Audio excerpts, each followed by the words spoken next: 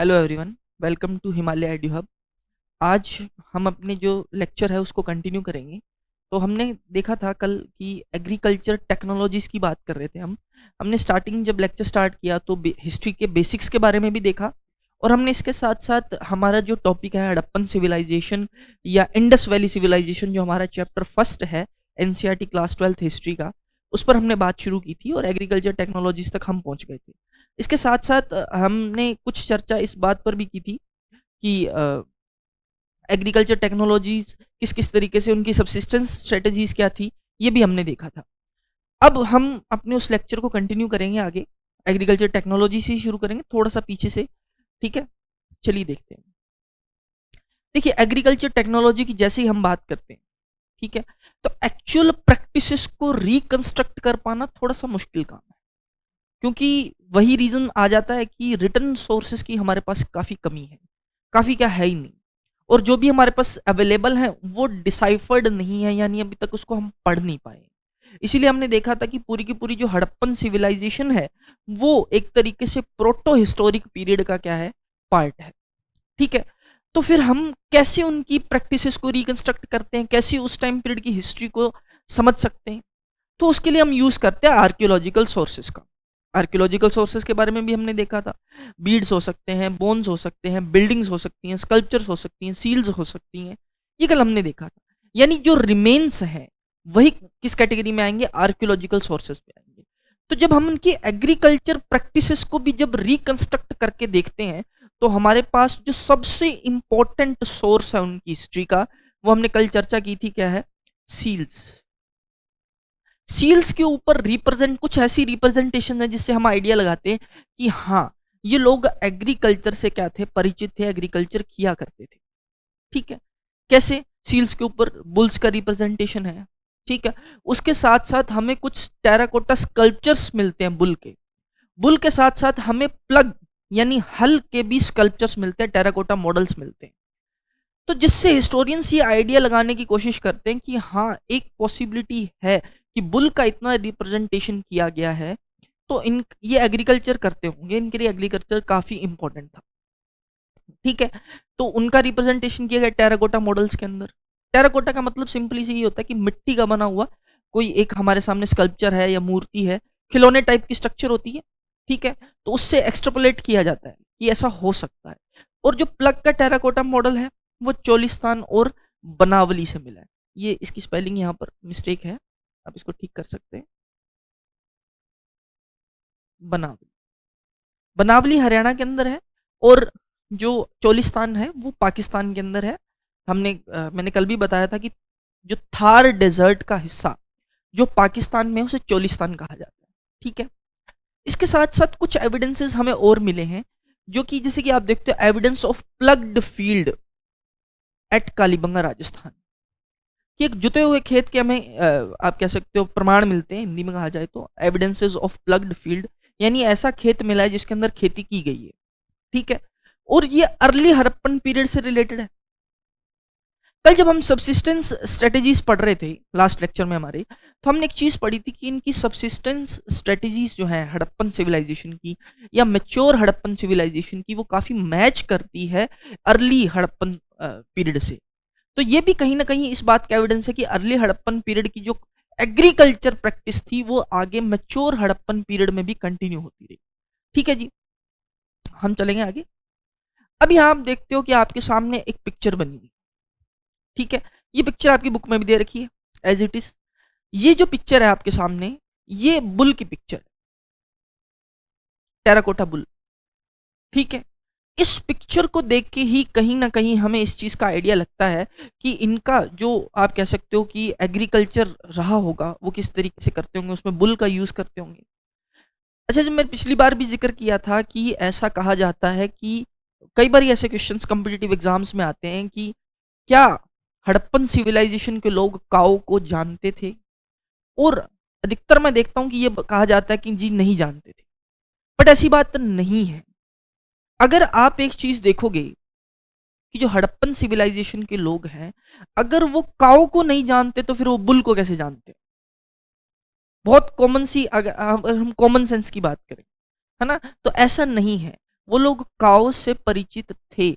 ये बात ज़रूर है कि काऊ का हमें रिप्रेजेंटेशन नहीं मिलता कहीं से, वो एक अलग मैटर है, ठीक है? लेकिन ये कह देना कि वो नहीं जानते थे, ये बात गलत होगी, ठीक है? तो इस बुल का ये जो टेराकोटा मॉडल है, इससे कहीं न कहीं हमें एक चीज़ का आइडिया लगता है कि हाँ, एग्रीकल्चर होता होगा।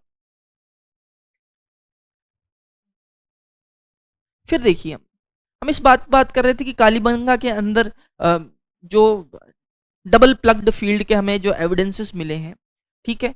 जैसे इसमें बता रहे टू फैरोज हमें देखने को मिलती है, यानी 2 तरह की फसलें एक साथ उगाई जाती थी कालीबंगा के अंदर, ठीक है? ये उसकी खासियत है।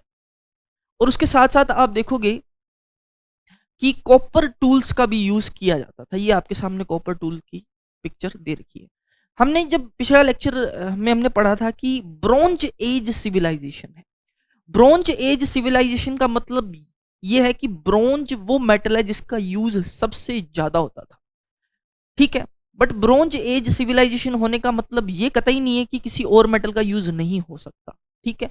तो कॉपर की जो जो टूल्स आप देख रहे हो, ये हो सकता है यूज़ किए जाते हों उनके द्वारा। ठीक है? फॉर एग्रीकल्चर पर्पज़, ठीक है? फसल की कटाई के लिए, हार्वेस्टिंग के लिए जिसको हम कहते हैं। ठीक है? तो ये आपके सामने इसकी पिक्चर आपको देखने को मिल जाएगी। अच्छा, और क्या एविडेंसेस हैं हमारे पास? तो एक प्लेस है शोरतुगई, अफ़गानिस्तान के अंदर। शोरतुगई अफ़गानिस्तान से हमें कैनाल के एविडेंसेस मिलते हैं, ठीक है? कैनाल के एविडेंसेस मिलने का सीधा-सीधा मतलब ये निकल कर आता है कि जो कैनाल्स हैं वो इरिगेशन के लिए यूज़ की जाती है, ठीक है? जो शोरतुगई है वो सेमी एरिड रीजन में है, रेनफॉल कम है, तो इसका ये मतलब था कि जब रेनफॉल कम होने के बावजूद भी एग्रीकल्चर किया जा सके, तो उसके लिए क्या ज़रूरी है कि आप कहीं न कहीं से वाटर लेकर आओगे अपने एरिया के अंदर जो सेमी एरिड रीजन है। तो शोरतुगई अफ़गानिस्तान के अंदर हमें एविडेंसेस मिलते हैं किसके? कैनाल्स के। अच्छा, ये भी बात है कि जैसे पिछली बार एक क्वेश्चन आया था सीयूईटी में कि जो बहुत सारे हमें जो साइट्स हैं वो सेमी एरिड एरियाज में मिलती है, ठीक है? एक ये स्टेटमेंट दे रखा था, ये स्टेटमेंट बिल्कुल करेक्ट है। और उसमें ये भी स्टेटमेंट था कि हमें जो कैनाल के ट्रेसेस है वो कहाँ से मिलते हैं? शोरतुगई अफ़गानिस्तान से। तो ये हम देख ही रहे हैं कि शोरतुगई अफ़गानिस्तान से उसके ट्रेसेस मिलते हैं। इसके साथ-साथ एक स्टेटमेंट और ऐड कर दिया गया। उसमें ये कहा गया कि पंजाब का जो रीजन है, पंजाब और सिंध का रीजन, ठीक है? यहाँ हमें कैनाल के ट्रेसेस नहीं मिलते। तो ये बात भी बिल्कुल करेक्ट है कि जो पंजाब और सिंध का रीजन है, वहाँ किसी भी तरह के कैनाल के जो ट्रेसेस हैं वो हमें नहीं मिले हैं। अब क्या कारण है उसके पीछे कि हमें क्यों नहीं मिले हैं? देखो, एक तो पॉसिबिलिटी ये रही हो सकती है कि वहां पर कैनाल जो बनी ना हो। एक पॉसिबिलिटी ये, क्योंकि हमें एविडेंसेस नहीं मिलते, तो हमारे हिसाब से तो हो सकता है कि ना बनी हो। दूसरा ये है कि वो कैनाल्स भर गई हो, क्योंकि ये लगभग लगभग 4000 साल पुरानी सिविलाइजेशन है। तो ये पॉसिबिलिटी है कि वो अब भर गई हो और हमें पता ही नहीं चल रहा उनके बारे में। तो अभी तक के जो एविडेंसेस हैं वो यही बताते हैं कि पंजाब और सिंध रीजन में हमें कैनाल्स के एविडेंसेस नहीं मिलते। आपकी एनसीईआरटी यही कहती है इसके बारे में, ठीक है? इसके साथ-साथ आप देखोगे जो वेल्स का भी यूज़ किया जाता था इरिगेशन के लिए, ठीक है? जब हम पढ़ेंगे आपका जो इसकी जो सिटी प्लानिंग है मोहनजोदड़ो को पढ़ेंगे, तो मोहनजोदड़ो से लगभग-लगभग 700 वेल्स हमें मिलते हैं। तो इन वेल्स का यूज़ किसी न किसी पर्पस के लिए तो रहा होगा, ठीक है? उस पानी को इरिगेशन के लिए भी यूज़ करते होंगे, पीने के लिए भी यूज़ करते होंगे और अदर जो एक्टिविटीज़ हैं हमारी जो डेली लाइफ़ की, उसके लिए भी उसको यूज़ किया जाता हो सकता है। तो वेल्स से भी इरिगेशन होता था, कैनाल्स से भी इरिगेशन था और इसके साथ-साथ आप देखोगे evidence of reservoir, water reservoir, यानी पानी को एक जगह रोक के, जिसको हम डैम कहते हैं, डैम बनाकर पानी को रोका गया, पानी को इकट्ठा किया गया और बाद में उस वाटर को यूटिलाइज किया गया। उसके भी हमें एविडेंसेस मिलते हैं धोलावीरा गुजरात से, ठीक है?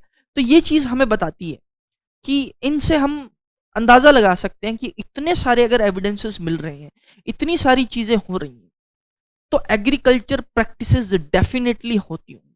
और देखो, बहुत सिंपल सी बात है, अगर हम एक छोटा सा आइडिया भी लगाने की कोशिश करें, कि इतनी बड़ी सिविलाइजेशन जहां पर मोहनजोदड़ो, हड़प्पा, राखीगढ़ी, धोलावीरा, लोथल जैसी बड़ी बड़ी सिटीज डेवलप हुई, ठीक है, इतनी बड़ी उनकी पॉपुलेशन रही होगी, क्योंकि शहर बहुत बड़े हैं, तो हम ये एक आइडिया लगाते हैं।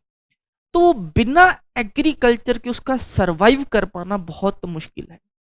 दूसरा, हम जब इस कंप्लीट रीजन को देखते हैं तो ये काफी, आप कह सकते हो कि है तो वैसे सेमी एरिड रीजन यहाँ पर, लेकिन एग्रीकल्चर करना पॉसिबल है।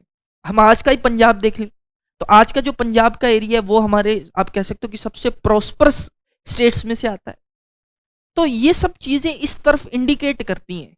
और यूजुअली जब हमने लास्ट लेक्चर में भी ये बात की थी कि हर बारी, ठीक है, कोई भी सिविलाइजेशन, जो इंडस वैली सिविलाइजेशन हो चाहे मेसोपोटामियन सिविलाइजेशन हो, जो रिवर सिविलाइजेशन है, उनका रिवर के पास डेवलप होने का सबसे बड़ा रीजन ही ये था कि इंसान ने एग्रीकल्चर करना सीख लिया था, ठीक है।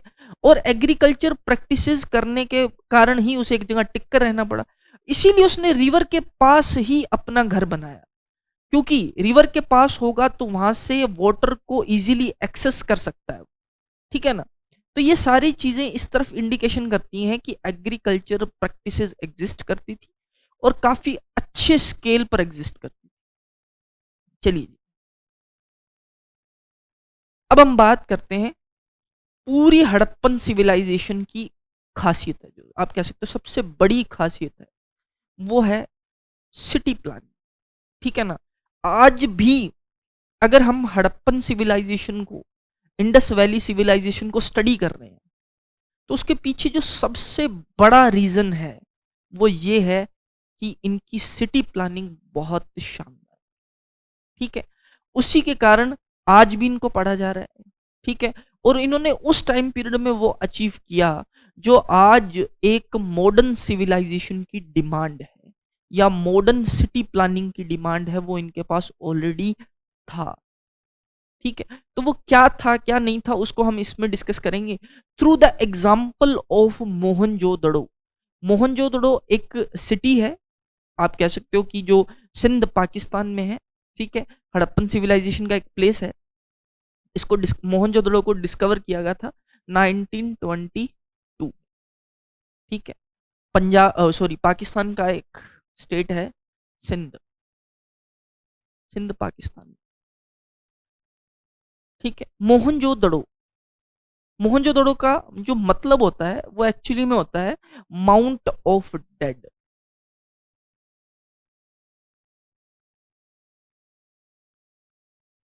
हिंदी में कहें तो मृतकों का टीला।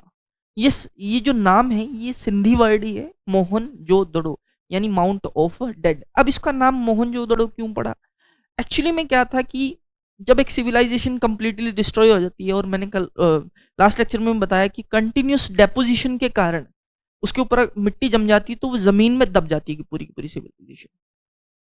तो उसमें क्या हुआ कि धीरे धीरे अब इरोजन और डेपोजिशन कंटिन्यूस प्रोसेस है, वो चलती रहती है। आप अपनी ज्योग्राफी के लेक्चर में भी पढ़ोगे कि डेपोजिशन क्या है और इरोजन क्या है, ये सब आपने पढ़ा होगा अभी तक।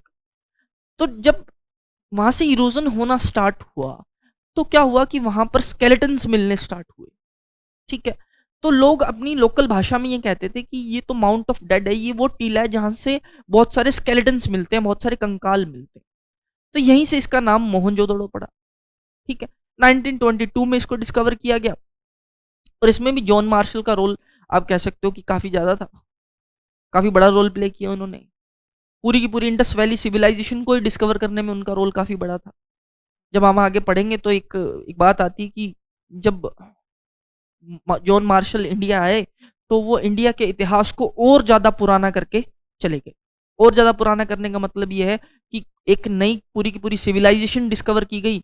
इससे पहले तो यही चल रहा था कि इंडिया की जो पूरी की पूरी हिस्ट्री है वो 600 बीसी के आसपास से कहीं स्टार्ट होती है। लेकिन जब जॉन मार्शल यहाँ से गए तो ये पता लगा कि यहाँ पर एक ऐसी सिविलाइजेशन भी थी जो 2600 बीसी पर अपने पीक पर थी, ठीक है। आज से लगभग लगभग यानी 4500 साल पहले। तो हम हमें ये बताकर गए कि हम कितने पुराने लोग हैं और हमारी हिस्ट्री कितनी ग्लोरियस है, ठीक है। उनका काफी अच्छा कंट्रीब्यूशन रहा। तो हम सिटी प्लानिंग पर आते हैं और इस पर डिस्कस करते हैं। तो सबसे यूनिक फीचर है हड़प्पन सिविलाइजेशन की, ठीक है। और सबसे पहली बात की जो सेटलमेंट है पूरी की पूरी, वो दो पार्ट्स में डिवाइडेड थी। कितने पार्ट्स में डिवाइडेड थी? दो पार्ट्स के अंदर। एक साइड थी सिटाडेल और एक था लोअर टाउन। दो पार्ट्स में डिवाइडेड है। जो वेस्टर्न साइड है, जो हायर साइड है, जैसे शहर बसा हुआ हो तो उसका जो वेस्टर्न साइड में थोड़ा सा ऊंचा करके ऊपर करके एक आप कह सकते हो कि एक सिटाडेल टाइप स्ट्रक्चर, सिटाडेल का मतलब फोर्ट होता है वैसे तो, किला जिसको आप कहते हो, वैसी स्ट्रक्चर बनाई जाती थी। अगर आप साइज में कंपेयर करोगे तो लोअर टाउन से ये काफी छोटी होती थी, ठीक है। और इसके साथ साथ इसको एक प्लेटफॉर्म पे बनाया जाता था जो मड ब्रिक से बनाया जाता था, ठीक है, जो एक तरीके से नींव का काम करता था। और ये फिजिकली सेपरेटेड था, अलग था। फिजिकली सेपरेटेड लोअर टाउन से अलग होने का मतलब ये है कि इसके चारों तरफ वॉल बनाई जाती। अगर मैं इसको कहूं तो फोर्टिफिकेशन किया जाता। फोर्टिफिकेशन का मतलब चार दीवारी कर देना उसकी, ताकि वो प्रोटेक्टेड रहे, ठीक। लोअर टाउन बड़ा हिस्सा था, ईस्टर्न साइड में डेवलप किया जाता था, ठीक है। और इसके अंदर भी बहुत सारी बिल्डिंग ऐसी थी जो प्लेटफॉर्म पर बनी होती थी और जो उसके लिए नींव का काम करती थी, ठीक है। देखिए आगे बढ़ते हैं। ये आपके सामने एक मैप है मोहनजोदड़ो का, आप देख सकते हो इसको, ठीक है। ये हिस्सा इधर आप देखो, ये सिटाडेल साइज के कंपैरिजन में काफी छोटा दिख रहा है, ठीक है। और ये लोअर टाउन है, काफी बड़ा है। फिजिकली दोनों क्या है? सेपरेटेड है, अलग अलग है, ठीक है। फोर्टिफिकेशन किया गया है, ठीक है। दोनों लोअर टाउन का भी फोर्टिफिकेशन हमें देखने को मिलता है। हाँ, कुछ जगहों पर फोर्टिफिकेशन नहीं किया गया है, ऐसी भी पॉसिबिलिटीज हैं, कुछ साइट्स ऐसी भी हैं, लेकिन मैक्सिमम आपको जो साइट्स हैं उसमें ये देखने को मिलेगा कि फोर्टिफिकेशन किया जाता था। ये फोर्टिफिकेशन पे इतना जोर इसीलिए दे रहा हूं क्योंकि पिछली बार भी ये सवाल आया था, ठीक है। तो उसने एक ये उसमें स्टेटमेंट्स थी, उसमें स्टेटमेंट एक गलत क्या थी कि उसने कहा कि ये फिजिकली सेपरेटेड नहीं था। तो आप इसको क्लियरली देख पा रहे हो कि ये फिजिकली क्या है? सेपरेटेड है। और इसके साथ साथ उसमें ये भी कहा गया कि ये उसके लेवल पर ही बना होता था। नहीं, ऐसा नहीं है, ये हाइट पर बनाया जाता है, ठीक है जी। चलिए आगे देखते हैं। अब है, सॉरी,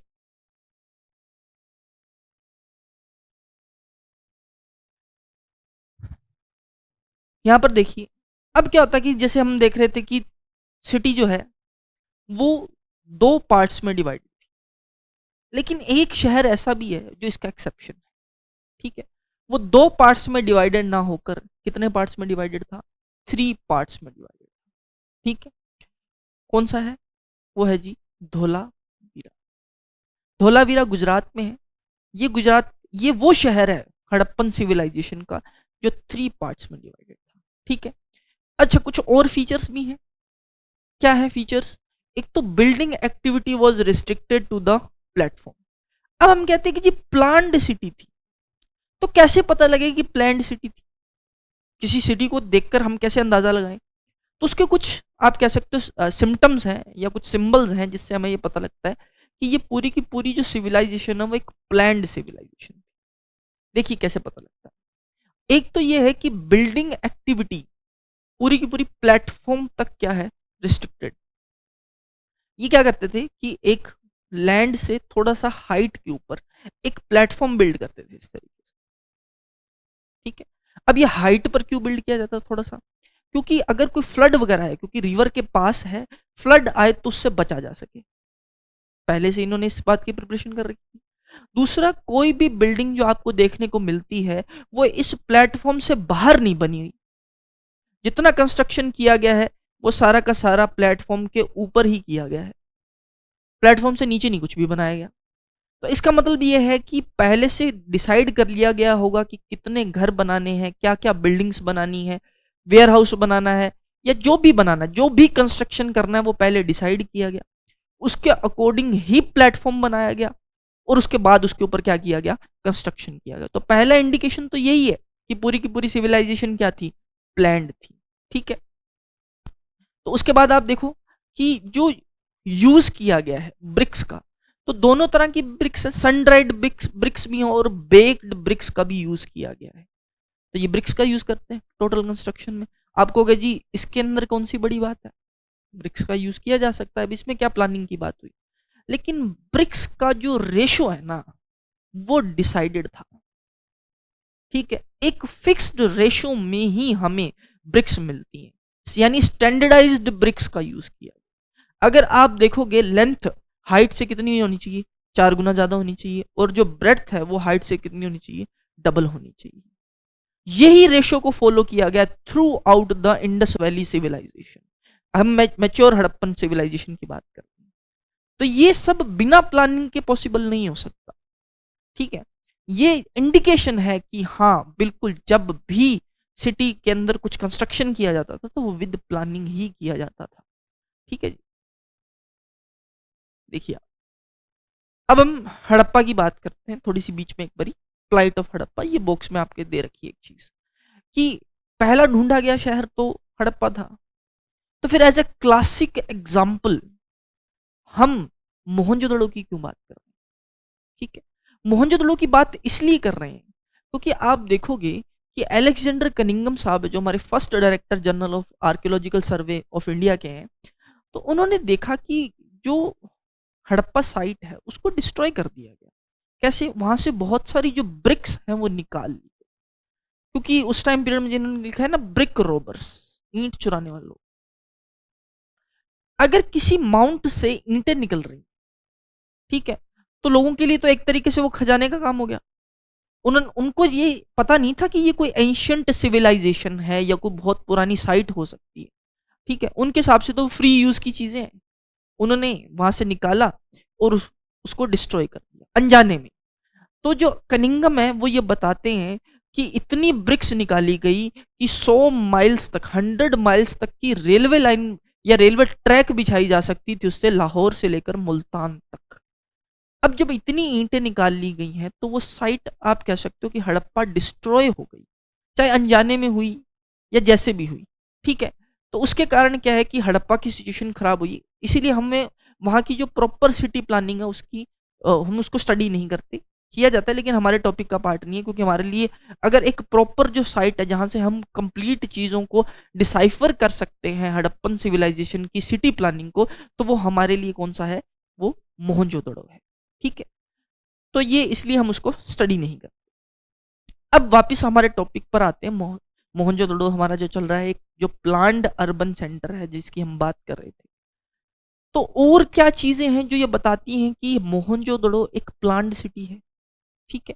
तो आप देखोगे लेइंग आउट ड्रेन्स, ड्रेन्स की बात करते हैं। ड्रेनेज सिस्टम आप सभी समझते हो कि नालियां अगर कहा जाए तो सीवरेज, इनके पास एक प्रॉपर सीवरेज सिस्टम था। और आप इस जो हमें सिटी को जब देखते हैं तो हमें एक चीज का और पता लगता है कि जो ड्रेन्स को बनाया गया वो शहर बसने से पहले ही बना दिया, सिटी बाद में डेवलप हुई, पहले ड्रेन्स को क्रिएट किया गया। अब ये बात का कैसे पता लगता है कि जो हर घर है उसका जो एक साइड है वो ड्रेन से कनेक्टेड है, ठीक है। तो इसका मतलब पहले ड्रेन्स को डिजाइन किया गया, फिर उसके बाद कंस्ट्रक्शन किया गया सिटी। तो ये बिना प्लानिंग पॉसिबल नहीं है। और दूसरी बात ये है कि इनकी अगर हम रोड्स को भी देखें, पूरी की पूरी जो सड़कें हैं, वो एक दूसरे को ग्रिड पैटर्न में 90 डिग्री एंगल पर काटती हैं। ये ग्रिड पैटर्न पर बनाएगी सड़कें। अब इनकी खासियत क्या है कि जब इंडिया की एंशियंट सिटीज देखोगे, जो चाहे मुगल पीरियड में बनी हो या उससे पहले बनी हो, जो एंशियंट सिटीज है ना उसमें आप देखोगे एक तो क्या है कि जो सड़कें हैं वो बहुत तंग होती हैं, बहुत नैरो होती हैं, ठीक है। और दूसरा कोई भी सड़क या मेनली जो स्मॉल लिंक रोड्स होती हैं वो सारी की सारी मेन जो रोड है उससे जाकर नहीं मिलती, ठीक है। लेकिन इस टाइम पीरियड में इंडस वैली सिविलाइजेशन में जितनी भी लिंक रोड्स बनाएगी, एक तो वो नैरो नहीं है उस तरीके से, दूसरा सारी की सारी मेन रोड से जाकर क्या करती हैं, आपको कनेक्ट करती हैं, ठीक है। इससे कम्युनिकेशन इजी रहता है, बेटर रहता है सिटी के अंदर ही, ठीक है। ट्रांसपोर्टेशन करना बहुत इजी रहता है। तो ये इनकी खासियत थी, ये भी बिना प्लानिंग पॉसिबल नहीं है। ये आपके सामने कुछ जो ड्रेन्स, एक तो ड्रेन्स की पिक्चर दे रखी है। इस पिक्चर पर हम बाद में चर्चा करते हैं, ये क्या है वो हम देखेंगे आगे। तो इस तरीके से जो ड्रेन्स है वो बनाए जाते थे। फिर देखिए डोमेस्टिक आर्किटेक्चर। डोमेस्टिक आर्किटेक्चर क्या है? देखो, जब हम बात कर रहे हैं इनकी सिटी प्लानिंग, ठीक है, तो जब इनकी सिटी प्लानिंग देखेंगे, हमने देखा कि शहर दो हिस्सों में बटा हुआ है, एक सिटाडेल है, एक लोअर टाउन है। अब उसमें हम देखेंगे कि जो लोअर टाउन है उसमें डोमेस्टिक आर्किटेक्चर क्या था। डोमेस्टिक आर्किटेक्चर से मतलब है कि घर किस तरीके से बनाए जाते, क्या स्ट्रक्चर थी, ये सब हम देखने की कोशिश करेंगे। हमने जो पीछे पिक्चर देखी, अब आ जाइए इस पे, ये वाली, ये एक घर का मैप है, ठीक है, ये रिकंस्ट्रक्ट किया गया है, ठीक है, ये हमें देखने को मिलता है। अब इसको स्टडी करना है हमें कि क्या क्या व्यवस्थाएं थी घर में। चलिए देखिए, तो एक तो क्या है कि जो लोअर टाउन है वो मोहनजोदड़ो का, वहां पर रेजिडेंशियल बिल्डिंग्स के बहुत अच्छे एग्जाम्पल हमें मिलते हैं। तो एक तो घर बनाते हुए, तो घर के बीच में आप देखोगे कोर्टयार्ड रखा जाता था, ठीक है, और इसके चारों तरफ है जो वो कमरे बनाए जाते थे या अदर कंस्ट्रक्शन किया जाता था, ठीक है, ये भी इसकी खासियत है। इसकी सभी साइड में रूम्स बने होते थे, यहाँ भी इस साइड भी बने होते थे। और जो कोर्टयार्ड है वो आप कह सकते हो सेंटर ऑफ एक्टिविटीज होता था, हमारे घर का आंगन जिसको हम कह देते हैं, ठीक है। नॉर्मली जो एक्टिविटीज है वो कोर्टयार्ड में की जाती थी, चाहे कुकिंग हो, वीविंग हो, जो विमेंस जो एक्टिविटीज यूजली घर में करती हैं वो उस टाइम पीरियड में कोर्टयार्ड में की जाती थी। आज भी वैसी व्यवस्थाएं हम अपने घरों में देखने को मिल जाती है, ठीक है। लेकिन जब वो लोगों ने घर बनाए, देखो कितना ध्यान रखा हर चीज का। आजकल हम बड़ी चर्चा करते हैं एक चीज पर, वो है प्राइवेसी। हालांकि भारत जैसे देश में प्राइवेसी की बात करना थोड़ी सी मूर्खता लगती है, ठीक है, क्योंकि आप अपने घर में ही प्राइवेसी चाहते हो, जो कि मिलनी असंभव है ना। इंडियन फैमिलीज के अंदर तो बिल्कुल भी पॉसिबल नहीं है। लेकिन इन लोगों ने प्राइवेसी पर बड़ा कंसर्न दिया, काफी ज्यादा कंसर्न थे अपनी प्राइवेसी को लेकर, ठीक है। क्या कंसर्न था इनका? कि एक चीज तो आप ये देखोगे कि जो मेन गेट है, जो कि बाहर की तरफ खुलता है, वहां पर अगर कोई व्यक्ति खड़ा हो जाए, मेन गेट पर खड़ा हो जाए, तो वो कोर्ट यार्ड को देख नहीं सकता, इसका डायरेक्ट व्यू नहीं मिलता उसको। वापिस पिक्चर पे चलते हैं और देखते हैं मेन गेट कहाँ है और कैसे कोर्ट यार्ड का व्यू नहीं मिलता। देखिए यहां पर ये मेन गेट है, ये वाला आप देख सकते हो यहां से, और ये अगर हम इसको कोर्ट यार्ड माने, ये सेंटर ऑफ एक्टिविटीज है, तो यहां खड़ा आदमी डायरेक्ट व्यू नहीं ले सकता इसका, क्योंकि कंसर्न ऑफ प्राइवेसी है। क्योंकि अगर घर का गेट खुला भी है और बाहर से आता जाता व्यक्ति अगर घर में झांक कर जाएगा, ये इंडियंस को वैसे भी पसंद नहीं है। तो ये लोग भी इस चीज का बड़ा ध्यान रखा इन्होंने। तो ये क्या बिना प्लानिंग पॉसिबल है क्या? ये बात बिल्कुल भी नहीं हो सकती। ये चीजें इंडिकेशन है कि हर चीज पर एडुकेट ध्यान दिया गया और प्राइवेसी को भी इन्होंने ध्यान में रखा उस टाइम पीरियड में, ठीक है। चलिए देखिए, तो कंसर्न ऑफ प्राइवेसी था। इसके साथ साथ जो, अगर आप वापस हम उस पिक्चर पे जाते हैं और हम देखेंगे, ये जो ग्राउंड फ्लोर है यहाँ पर कहीं भी आपको विंडो नहीं दिखाई देगी, विंडो नहीं बनाई, ग्राउंड फ्लोर पर विंडो रखी नहीं गई है, ताकि कोई बाहर से ताक झांक भी ना कर सके या बाहर से घर में एंटर ना कर सके विंडो के थ्रू, ठीक है। इस बात का भी इन्होंने बड़ा ध्यान रखा। इसके साथ साथ अगर आप देख रहे हो तो यहाँ पर आपको स्टेयर्स दिखाई दे रही होंगी, ये वाला पोर्शन है। अगर आप इसको अपनी, यहाँ भी अगर आप इसको अपनी बुक के अंदर देखोगे तो आपको बहुत क्लियर आइडिया लग जाएगा कि स्टेयर्स हैं वो दे रखी। तो स्टेयर्स होने का मतलब यही निकलता है कि या तो सेकंड फ्लोर रहा हो, फर्स्ट फ्लोर रहा होगा, सॉरी, ऊपर जाने के लिए ग्राउंड से ऊपर फर्स्ट फ्लोर, या टेरेस बनाया होगा इन्होंने, ठीक है। तो उसका भी इन्होंने काफी, आप कह सकते हो कि जो मल्टी स्टोरी हाउसेज हैं वो कंस्ट्रक्ट किए, इससे हमें पता लगता है।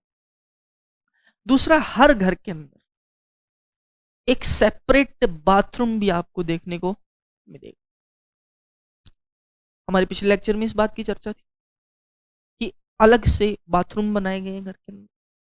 आज भी हम कोशिश कर रहे हैं कि इंडिया ओपन डेफिकेशन फ्री हो जाए, ठीक है। हमारे जो प्रधानमंत्री हैं उनका अभियान चल रहा है, जब से वो आए हैं तब से ही अभियान चल रहा है और कोशिश जारी है इस बात को लेकर, प्रयास जारी है। तो यहाँ पर अगर हम देखें तो ऑलरेडी इन लोगों का इस चीज़ के लिए कंसर्न था कि घर में वॉशरूम होना चाहिए, बाथरूम होना चाहिए, और उसको ब्रिक्स के साथ उसके जो फ्लोरिंग है उसकी ब्रिक्स से की जाती थी। ठीक है, ये इस ये भी आप कह सकते हो कि एक तरीके से उसका जो फ्लोर है वो रेडी कर दिया गया, क्योंकि वहां पानी बहेगा, उसके लिए जरूरी है कि जो फ्लोर है वो कच्चा नहीं होना चाहिए, उसके ऊपर ब्रिक्स लगा दी गई। ठीक है, और उसके साथ साथ आप कह सकते हो कि वहां उसका जो पानी है वो ड्रेन्स के थ्रू स्ट्रीट के जो ड्रेन है उसके अंदर चला जाता है। ठीक है, तो पानी की भी कोई समस्या नहीं थी, ड्रेनेज सिस्टम अच्छा है, हम पहले ही पढ़ चुके हैं। ठीक है, और जैसे मैंने कहा कि स्टेयर केसेस थे, तो ये भी बताते हैं कि मल्टी स्टोरी हाउसेज रहे होंगे, और बहुत सारे, सॉरी इसको आप ठीक कर लीजिए, ये हाउस है, बहुत सारे हाउसेज ऐसे हैं जिसके अंदर हमें वेल्स भी मिलते हैं। ठीक है, और वेल्स जो बनाए जाते थे वो, जो आप कह सकते हो कि ऐसे कमरे में बनाए जाते थे जो कि जिसको एक्सेस बाहर से भी किया जा सकता है। ठीक है, जिसको बाहर से भी एक्सेस किया जा सके। अब वो दोनों लोगों के लिए यूज होता था, बाहर से अगर कोई निकलने वाला व्यक्ति है वो भी उसको यूज कर सकता है, और जो जिस फैमिली का वो वेल है वो भी इसको यूज कर सकती है। तो वो यूजुअली ये रहता होगा कि अगर बाहर से किसी को प्यास लगी है, पानी की रिक्वायरमेंट है, तो उसको उस कमरे में एक्सेस करता था, जाता था, पानी पीता था और चला जाता। ठीक है, और जो हमारा एस्टिमेशन है, ये सॉरी इसको भी आप ठीक कर लीजिए, 100 नहीं 700 वेल्स हैं, जो वो एस्टिमेटेड नंबर है कि मोहनजोदड़ो के अंदर लगभग लगभग 700 जो कुएं हैं वो हमें मिलते हैं। चलिए, अब बात करते हैं सिटाडेल की। लोअर टाउन में हमने देखा, हमने हाउस आर्किटेक्चर की बात की, अब हम सिटाडेल की बात करते हैं। ठीक है, सिटाडेल जैसे मैंने बताया कि हाइट पर बना होता था, वेस्टर्न साइड में बना होता था। ठीक है, और यहाँ पर कुछ ऐसी स्ट्रक्चर्स हमें मिलती हैं जो कि मोस्ट प्रोबेबली किसी ना किसी स्पेशल पर्पस के लिए उन्हें यूज किया जाता होगा। जैसे कि सबसे पहली हमें स्ट्रक्चर मिलती है वेयर हाउस। ठीक है, अब वेयर हाउस कैसे हमें पता लगता है, तो वहां पे कुछ हमें ग्रेन्स के एविडेंसेस मिलते हैं जिससे पता लगता है कि ये स्ट्रक्चर शायद वेयर हाउस रही हो। ठीक है, और हमारे पास सिर्फ और सिर्फ लोअर पोर्शन उसका अवेलेबल है क्योंकि वो ब्रिक्स से बना हुआ था। अपर पोर्शन के लिए हम इमेजिन करते हैं कि वो रहा होगा वुड का। ये हमारी अजम्पशन है कि जो ऊपर वाली स्ट्रक्चर है वो वुड की बनाई होगी, इसलिए वो सरवाइव नहीं कर पाई और वो कंप्लीटली क्या हो गई, डिस्ट्रॉय हो गई। लोअर पोर्शन जो ब्रिक से बना हुआ था वो सरवाइव कर। ठीक है, इसके साथ साथ आप देखोगे ग्रेट बाथ, ग्रेट बाथ भी बना, एक स्विमिंग पूल टाइप स्ट्रक्चर है जो हमें सिटाडेल मोहनजोदड़ो के अंदर मिलती है।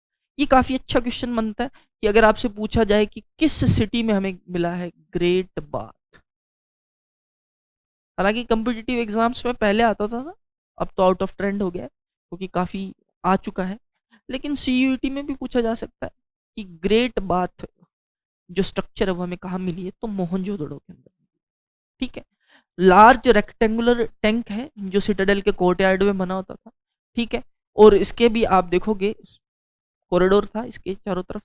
ठीक है, और ये अब सबसे इंपॉर्टेंट चीज ये है कि ये किस लिए यूज होता था। ठीक है, अब इस चीज का पता लगा पाना थोड़ा सा मुश्किल है कि ये किस बात के लिए यूज किया जाता है। यूजुअली ये कह दिया जाता है कि इसका यूज होता था रिचुअल्स के लिए। वो क्यों होता था उस पर थोड़ी सी चर्चा करेंगे, क्योंकि एक क्या है कि एक हमें स्टैचू मिलता है मोहनजोदड़ो से, स्टैचू ऑफ प्रीस्ट किंग। ठीक है, जब हम आगे उस पर आएंगे तो उसकी विद पिक्चर आपको दिखाएंगे कि स्टैचू ऑफ प्रीस्ट किंग क्या है। तो स्टैचू ऑफ प्रीस्ट किंग जब हमें मिलता है तो हम ये एक आइडिया लगाते हैं कि हाँ कुछ ऐसा रहा होगा कि कुछ ऐसी क्लास रही होगी सर्टन जो सोसाइटी के अंदर रूल करती थी, जो प्रीस्ट का काम भी करती थी और रूल करने का भी काम करती थी, और फिर ये स्पेसिफिक रिचुअल से क्या होगा, रिलेटेड रहा होगा। इसके साथ साथ अगर क्योंकि प्रीस्ट क्लास है और एक टैंक भी हमें मिल रहा है तो उसका कहीं ना कहीं कनेक्शन बैठता है। एक हमें ना यहाँ पर स्वास्तिक के एविडेंसेस भी मिलते हैं। ठीक है, स्वास्तिक अगर आपने देखा हो तो कुछ इस तरीके से बनाया जाता ठीक है। इसके भी हमें एविडेंसेस मिलते हैं, स्वास्तिक सिंबल होता है सन वर्शिप का, ठीक है। तो उसके हमें सिंबल मिलते हैं, तो जिससे हम कहीं ना कहीं, या हिस्टोरियंस इस बात का आइडिया लगाते हैं कि ये जो ग्रेट बात है इसका कोई रिचुअल पर्पस रहा होगा, ठीक है जी। अब और बात करें इसके साथ क्या है, तो इसके नॉर्थ और साउथ साइड में क्या बने हुए हैं, स्टेप्स बने हुए हैं, यानी इसके अंदर उतरने के लिए सीढ़ियां बनी हुई है, ठीक है। और इसके साथ साथ देखो कितना प्लानिंग की है इन लोगों ने, कितना ध्यान रखा है हर चीज का, कि जो उसको वाटर टाइट कर दिया गया, कि वाटर लीकेज की प्रॉब्लम ना हो। क्योंकि अगर आप एक जगह पानी इकट्ठा कर रहे हो तो हो सकता है कि वो किसी की आप नींव के अंदर चला जाए, या वाटर लीक करने लग जाए, कहीं से वाटर लॉगिंग हो जाए। तो उन्होंने इस चीज का ध्यान रखा कि इसको वाटर टाइट कर दिया। एक तो उसके एजेस पर क्या लगाई, ब्रिक्स लगा दी।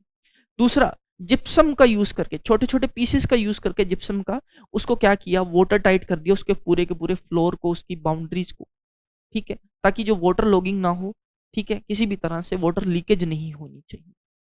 उसके आप देखोगे फिर पास में एक आपको एक क्या मिलेंगे, 3 कमरे मिलेंगे, 3 रूम्स मिलेंगे आपको, ठीक है। और उसमें से एक में क्या है, एक में वेल है जिससे वाटर सप्लाई किया जाता हो, ये हमारा एस्टिमेशन है। और बाकी कमरे हैं जो बाकी, वो एज अ आप कह सकते हो चेंजिंग रूम यूज किए जाते होंगे। फिर इसी के नॉर्दर्न साइड में ये जो बना है, आप कह सकते हो ग्रेट बाथ बना है, इसके जो नॉर्दर्न साइड है वहां पर एक बिल्डिंग बनी हुई है, ठीक है। उस बिल्डिंग के अंदर 8 बाथरूम्स, ठीक है, 4 ऑन ईच साइड। उस बिल्डिंग के दोनों साइड क्या है, 4 4 बाथरूम्स बने हैं, जो बाद में हो सकता है कि आज भी आप जैसे देखते हो, आप स्विमिंग पूल में नहाने के लिए जाते हो, उसके बाद क्या होता है, शावर लेते हो। तो यह हो सकता है कि इसी पर्पज से कि एक बारी जो कम्युनिटी आप कह सकते हो रिचुअलिस्टिक बात है वो ले ली गई, उसके बाद आप वापस जाकर वहां पर शावर ले सकते हो, तो उसके लिए भी इसका यूज किया जाता हो सकता है, ठीक है। तो जैसे मैंने बताया कि अब वहां पर आपने पानी भर लिया है टैंक के अंदर, तो उसे निकालोगे कैसे, तो उस ग्रेट बाथ से कनेक्टेड एक ड्रेन निकलती है, जिससे कि उसका जो पानी है वो बाहर निकाला जा सके, ठीक है। तो इतनी उसकी जो फीचर्स है उसको देखकर जो हिस्टोरियंस है वो ये समझते हैं कि हो सकता है ये किसी स्पेशल पर्पस के लिए यूज किया जाता हो। जैसे मैंने आपको एक एग्जांपल दिया कि रिचुअल्स के लिए इसका यूज होता हो सकता है। चलिए हम आगे बढ़ते हैं। Tracking the social differences. अब जैसे जब हमने इंट्रोडक्शन किया था हमारे सिलेबस का, तो हमने एक चीज और देखी थी। तो मैंने आपको एक बात बताई थी कि आजकल जो एक जिक्र है ना, वो सोशल हिस्ट्री, सोसाइटी, सिर्फ और सिर्फ पॉलिटिकल हिस्ट्री पर फोकस नहीं रह गया।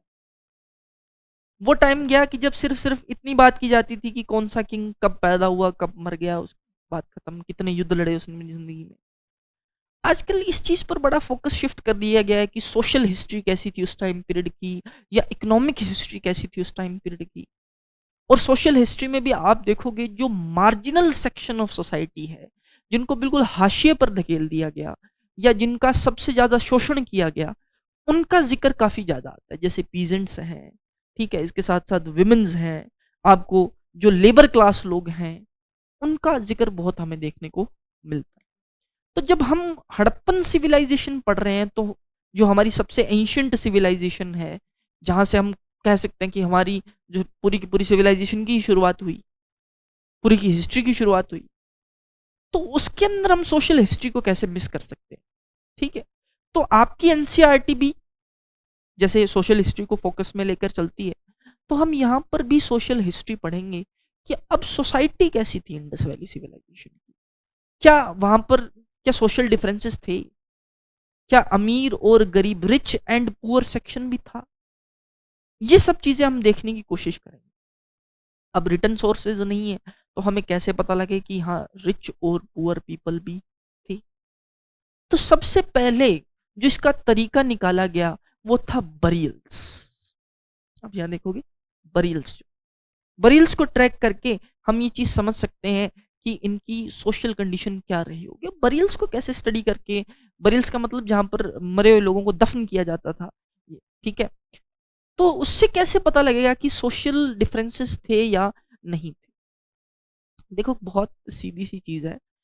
जब हम इजिप्ट की बात करते हैं, ठीक है, और उनके जो रूलर्स थे, फेरोज जो थे, ठीक है, उनका ममीफिकेशन करके उन्हें अब पिरामिड्स के अंदर बंद कर दिया है। आपने बहुत बारी ममी मूवी देखी होगी।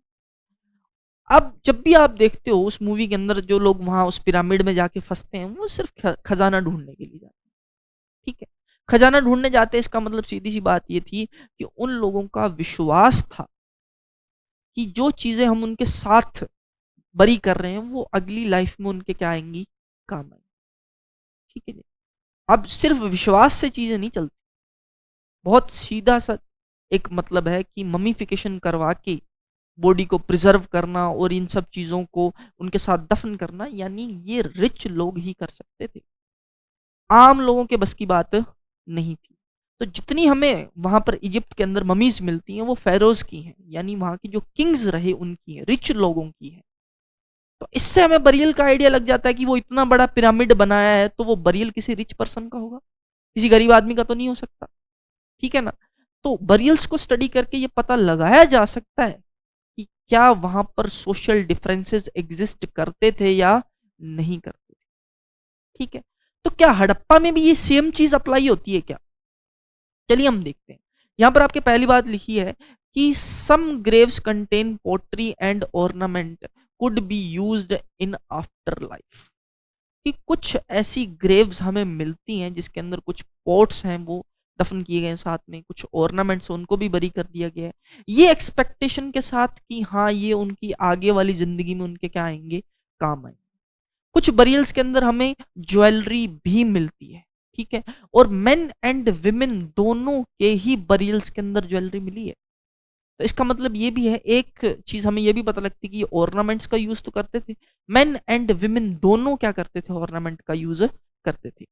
फिर उसके बाद देखिए, ornaments consisting of 3 shell rings, a jasper beads and micro beads found from cemetery in Harappa in 1980। Harappa के अंदर एक सिमेट्री है, ठीक है, उसके अंदर से हमें क्या मिलते हैं, बहुत सारे जो बीड्स हैं, शेल रिंग्स हैं, उसके साथ साथ जास्पर है, जास्पर एक सेमी प्रेशियस स्टोन होता है, ठीक है, कुछ माइक्रो बीड्स मिलते हैं, ठीक है, और हमें एक आप कह सकते हो कि कॉपर मिरर भी मिला है near the skull of male. Copper mirror आपके सामने पिक्चर दे रखी है, यहाँ पर देखिए, ठीक है। अब आप कहोगे इसके साथ इसके ऊपर तो मिरर है नहीं, एक्चुअली ये मिरर की बैक साइड है, ऊपर जो इसके मिरर था वो डिस्ट्रॉय हो गया, तो इसका भी यूज करते थे वो लोग, ठीक है। लेकिन जब हम बरियल्स को डीपली स्टडी करते हैं तो हमारे सामने एक बात निकल कर ये आती है कि हड़प्पन कुछ साइट्स के अंदर जरूर ये हुआ है, कुछ हमें बरियल्स ऐसे जरूर मिलते हैं जिसके अंदर कुछ ऑर्नामेंट्स वगैरह चीजें वगैरह दफन कर दी गई हैं, उसके अंदर बरी कर दी गई हैं। लेकिन ऑल ओवर स्टडी करने के बाद अभी तक यही पता चला है कि जो हड़प्पन्स हैं वो चीज़ों को साथ बरी करने में बहुत ज़्यादा बिलीव नहीं करते थे। तो इससे सोशल डिफरेंसेस को ट्रैक करना क्या हो जाता है, थोड़ा सा मुश्किल हो जाता है। लेकिन सोशल डिफरेंसेस को ट्रैक करने के कुछ और तरीके भी हैं, ठीक है, जिससे ये पता लगता है कि यहाँ पर रिच और पुअर दोनों सेक्शन एग्जिस्ट करते थे। अब वो क्या तरीके हैं, कैसे देखा जा सकता है, वो हम पढ़ेंगे नेक्स्ट लेक्चर में। थैंक यू वेरी मच आपका साथ बने रहने के लिए, और मुझे लगता है कि आपको ये सेशन पसंद आया होगा। ठीक है जी, आज के लिए इतना ही करेंगे। Thank you very much.